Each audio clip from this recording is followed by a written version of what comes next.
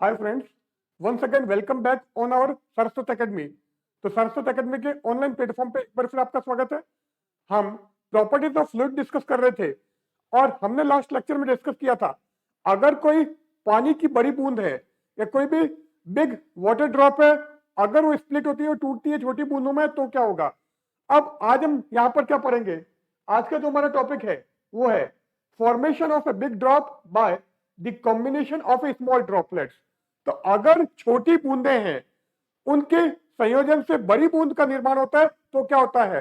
तो बिना किसी देरी को मूव करते आज के हमारे इस लेक्चर की तरफ।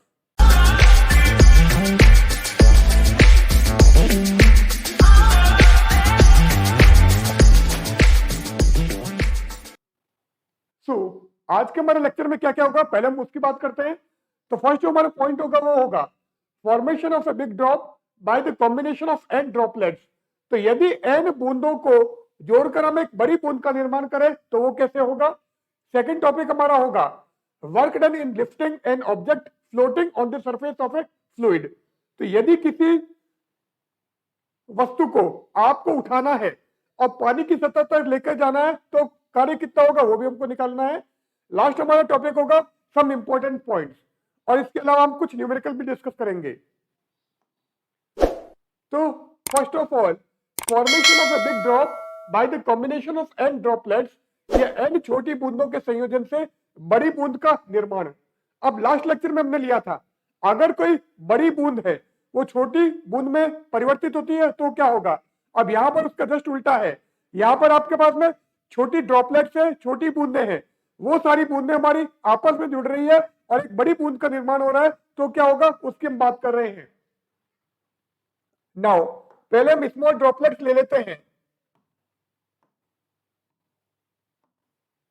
ये हमारे स्मॉल ड्रॉपलेट्स हैं। अब इन सभी के संयोजन से एक बड़ी बूंद का निर्माण हो रहा है, ये हमारी बड़ी बूंद है। अब अगर हम रेडियस की बात करें तो इनकी रेडियस में स्मॉल आर मान लेता हूं, जबकि बड़ी वाली जो बूंद हमारी निर्मित हो रही है उसकी रेडियस हम कैपिटल आर ले लेते हैं। अब यदि हम छोटी बूंदों से बड़ी बूंद का निर्माण करें तो इसमें क्या होगा उसकी हम बात करते हैं। जस्ट हमने जो पहले लिया था उसका जस्ट अपोजिट आ जाएगा। अब ऐसा होने पर क्या होगा, इन दिस कंडीशन फर्स्ट क्या होगा, सरफेस एरिया घटेगा।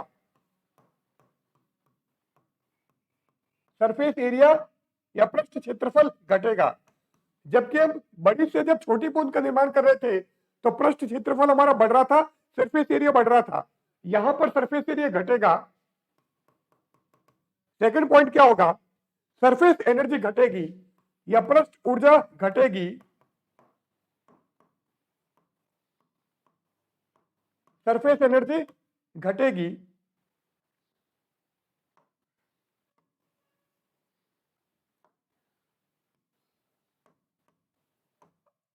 थर्ड पॉइंट टेम्परेचर की बात करें तो सराउंडिंग का टेम्परेचर बढ़ेगा। टी सराउंडिंग या परिवेश का ताप क्या होगा, बढ़ेगा। जबकि सिस्टम का टेम्परेचर हमारा कम होगा, परिवेश का ताप बढ़ेगा जबकि निकाय का ताप हमारा घटेगा। तो फोर्थ पॉइंट हमारा है सिस्टम सराउंडिंग से एनर्जी, सिस्टम सराउंडिंग को एनर्जी देगा। फोर्थ पॉइंट सिस्टम सराउंडिंग को एनर्जी देगा, सराउंडिंग को एनर्जी या ऊर्जा देगा। तो निकाय परिवेश को ऊर्जा देगा। और लास्ट जो हमारा पॉइंट है वो क्या है, टोटल एनर्जी घटेगी या कुल ऊर्जा का मान कम होगा। टोटल एनर्जी घटेगी। अब अगर बड़ी बूंद से छोटी बूंद का निर्माण होता है तो क्या होता है, सरफेस एरिया बढ़ता है, सरफेस एनर्जी बढ़ती है, सराउंडिंग का टेम्परेचर घटता है, सिस्टम सराउंडिंग से एनर्जी लेता है और टोटल एनर्जी वहां पर बढ़ती है। यहां पर हमारा उल्टा हो रहा है, छोटी बूंदों से हमारी बड़ी बूंद का निर्माण हो रहा है तो सरफेस एरिया कम हो रहा है, सरफेस एनर्जी कम हो रही है, सराउंडिंग का टेम्परेचर बढ़ रहा है, सिस्टम सराउंडिंग को एनर्जी देता है एंड टोटल एनर्जी हमारी घटती है। अब यहां पर इनका जो टोटल वॉल्यूम है इसके वॉल्यूम के बराबर होगा, इनका कुल आयतन इसके आयतन के बराबर होगा। अब छोटी बूंदों की त्रिज्या हमने r मानी है और ये हमने n ड्रॉपलेट्स ले लिए, n बूंदे हैं, जबकि बड़ी वाली बूंद की त्रिज्या हमारी कैपिटल R है। तो इनका जो वॉल्यूम है इसके वॉल्यूम के बराबर होगा। इसका मतलब n into 4/3 pi r cube is equal to 4/3 pi capital R cube. अब अगर हम कैंसिल करें तो यहां पर 4/3 पाई कैंसिल हो रहा है। इट मींस r क्यूब की जो वैल्यू है n r क्यूब के बराबर है। और अगर आप बड़ी बूंद की त्रिज्या निकालोगे तो अब आप यहां पर क्यूब रूट ले लो, तो ये क्या हो जाएगा, r is equal to n⁻⁴ into small r। तो बड़ी बूंद की जो त्रिज्या होगी वो आपकी छोटी बूंद की त्रिज्या के साथ में n⁻⁴ से मल्टीप्लाई होगा। तो इस तरह से हम बड़ी बूंद की त्रिज्या निकाल सकते हैं। अब अगर हम चेंज इन एनर्जी निकालें या ऊर्जा में परिवर्तन निकालें तो वो क्या आ जाएगा,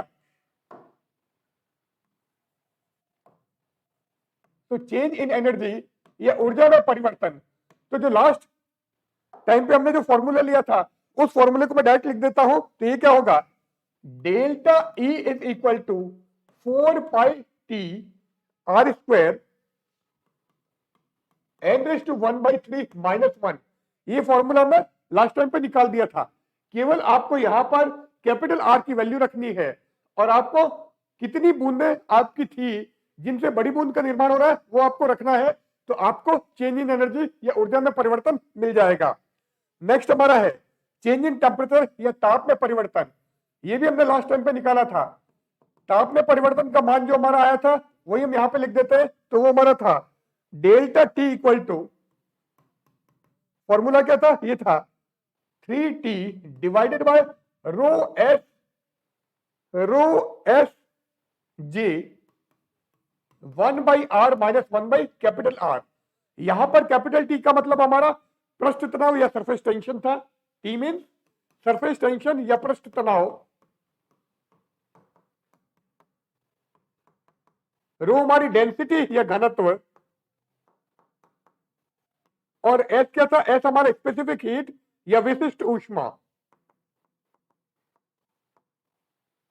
स्मॉल r छोटी बूंद की त्रिज्या और कैपिटल R बड़ी बूंद की त्रिज्या है। और अगर हम जे की बात करें तो जे हमारा क्या था, जे हमारा जूल्स कांस्टेंट था या मैकेनिकल इक्विवेलेंट ऑफ हीट था। तो जूल्स कांस्टेंट और इसकी वैल्यू क्या थी, 4.2 जूल पर कैलोरी, ये इसकी वैल्यू थी। एक्चुअल में इसकी वैल्यू 4.18 होती है, बट हम इसको कैलकुलेशन के लिए 4.2 काम में ले लेते हैं। अब हम क्वेश्चन लेते हैं। क्वेश्चन क्या है, if a big drop is formed by the combination of two small drops. तो एन की वैल्यू हमारी स्मॉल, एन की वैल्यू क्या है, एन हमारा n2 है, each of radius r, radius small r है, then what will be the ratio of their surface energies. Surface energies का हमको क्या निकालना है, रेशियो निकालना है। अब सरफेस एनर्जी का फॉर्मूला हमको पता है, वो क्या था वो हम यहां पे काम में ले लेते हैं। पहले हमारा फॉर्मूला क्या, कैपिटल R हमारा होता है n⁻⁴ इंटू स्मॉल r। इसका मतलब बड़ी बूंद की त्रिज्या क्या हो जाएगी, 2⁻⁴ इंटू r। अब हम पृष्ठ ऊर्जा की बात करते हैं, सरफेस एनर्जी की बात करते हैं। अब यहां पर हम वाटर ड्रॉप ले रहे हैं तो उसका केवल एक ही सतह होती है, जबकि अगर आपके पास में सोप बबल है या साबुन का बुलबुला है तो उसकी दो सतह होगी। क्योंकि पानी की बूंद हम मान रहे हैं तो यहां पर केवल एक ही सतह है, तो आप डेल्टा ए या चेंज इन एरिया आप सिंगल लोगे, जबकि अगर सोप बबल होती तो हम 2 इंटू डेल्टा ए करते। तो सरफेस एनर्जी का हमारा फॉर्मूला जो था उसकी हम बात करते हैं। तो surface energy S is equal to T into delta A, ये हमारा हो गया। अब बड़ी बूंद की बात करेंगे, छोटी बूंद की बात करेंगे। तो अब अगर हम S1/S2 निकालें तो ये क्या आ जाएगा, ये हमारा हो जाएगा T इंटू 4πr², ये हमारे बड़ी बूंद के लिए आ गया। सो S1/S2 की बात करें तो ऊपर में ये वाला ले छोटी का ले लूंगा और नीचे हम बड़ी का ले लेते हैं। तो S1/S2 क्या हो जाएगा, T इंटू 4πr², ये तो छोटी बूंद, और बड़ी बूंद क्या है, T इंटू 4π कैपिटल R²। ये पृष्ठ ऊर्जाओं का अनुपात, T से T कैंसिल, और साथ में 4π से 4π भी कैंसिल, तो आ गया small r² upon capital R²। अब आपके पास में कैपिटल R की वैल्यू है वो आप यहां पर रख दो, तो ये क्या हो जाएगा, ये आ जाएगा S1/S2 equal to small r को स्मॉल r रहने देते हैं और कैपिटल R की जगह आ जाएगा 2 की पावर 1/3 इंटू स्मॉल r, सो 2/3 इंटू R², कि आपका कैंसिल हो गया। तो यहां पर हमको S1/S2 की वैल्यू मिल गई, S1/S2 हमारा आ गया है 1/2/2/3। ये हमारे सरफेस एनर्जी का रेशो या पृष्ठ ऊर्जाओं का अनुपात मिल गया है। नेक्स्ट क्वेश्चन क्या है, if the total work done, अब टोटल वर्क डन का क्या हो रहा है, if the total work done in forming a big drop by the combination of n small drops of radius r converts into the kinetic energy। अब actual में क्या हुआ है, छोटी बूंदों से जो बड़ी बूंद का निर्माण हुआ है, छोटी n बूंदें हैं जिनकी त्रिज्या आपकी r है, उससे एक बड़ी बूंद का निर्माण हो रहा है। इसमें जो आपका कार्य है वो क्या हो रहा है, that converts into the kinetic energy, वो कार्य आपका गतिज ऊर्जा में परिवर्तित हो गया है। Then find the speed of the big drop, तो बड़ी वाली जो बूंद बनी है उसका वेग क्या होगा, उसकी चाल क्या होगी, हमको निकालनी है।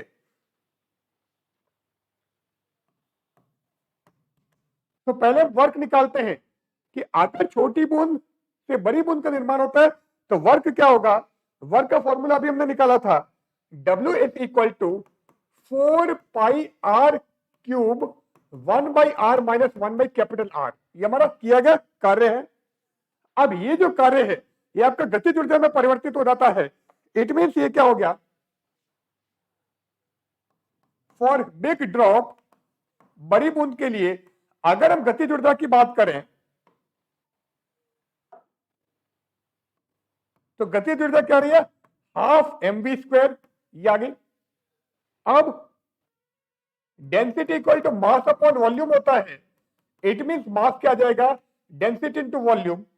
तो गतिज ऊर्जा हमारी क्या हो गई, डेल्टा क्या हो गया, half rho into v, v का मतलब यहां पर वॉल्यूम में आयतन है और स्मॉल वी जो कि हमारा वेग है। अब इसने बोला है कि ये जो कार्य है, छोटी बूंद से बड़ी बूंद के निर्माण में जो कार्य है वो आपका गतिज ऊर्जा में परिवर्तित हो जाता है। इसका मतलब W हमारा डेल्टा के बराबर है। सो गिवन क्या दे रखा है, हमको दे रखा है W is equal to delta के। अब आप वैल्यू रख दो, तो ये हो गया, W की जगह आप रखोगे 4πr³ 1/r माइनस 1/कैपिटल R is equal to 1/2ρv into v²। अब हम कैंसिल करके देखते हैं कुछ कैंसिल हो रहा है क्या, अभी यहां पर कुछ भी नहीं दिख रहा है। अब मैं क्या करता हूं, वॉल्यूम रख देता हूं बड़ी बूंद का जो कि 4/3πr³ है। तो आप क्या करोगे, इसकी जगह रखोगे 4/3πr³, तो ये हम रख देते हैं। तो इससे क्या आ गया, ये हमारा हो गया 4πr², ऊपर ले लेता हूं मैं इसको थोड़ा, 4πr³ 1/r माइनस 1/कैपिटल R इज इक्वल टू 1/2ρ, और वॉल्यूम आपने रख दिया 4/3πr³ इंटू वेलोसिटी। अब आप कैंसिल करो, कैंसिल क्या होगा, ये 4π कैंसिल हो गया और आपका जो r³ है वो भी कैंसिल हो गया। सो r³ से r³ कैंसिल कर देते हैं, ये r³ और ये r³ भी कैंसिल हो गया है। अब बचा हुआ क्या है, यहां पर बच गया हमारे पास में 1/r माइनस 1/कैपिटल R is equal to 1/2 1/6 sorry, rho by 6 में लिख देता हूं,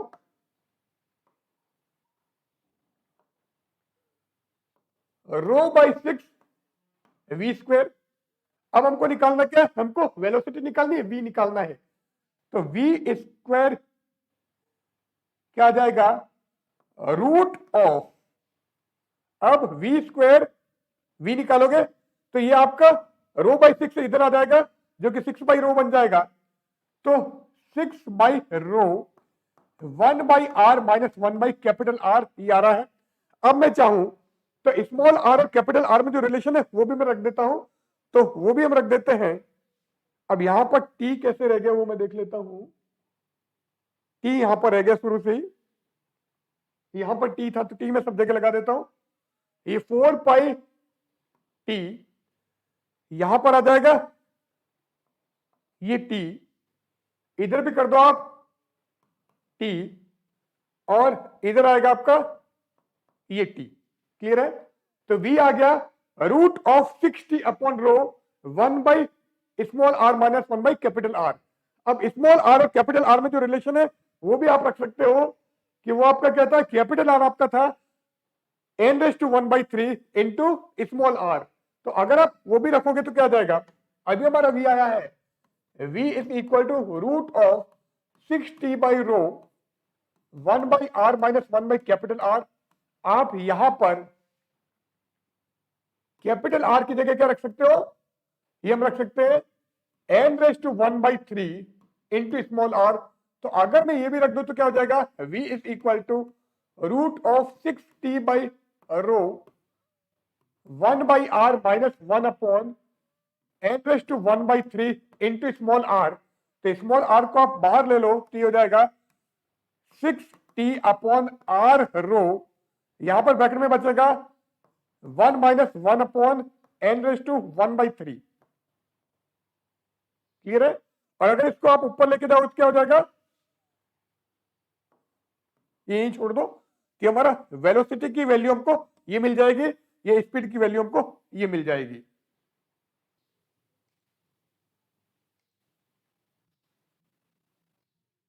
तो इसी के साथ आज का मेरा लेक्चर एंड हो रहा है।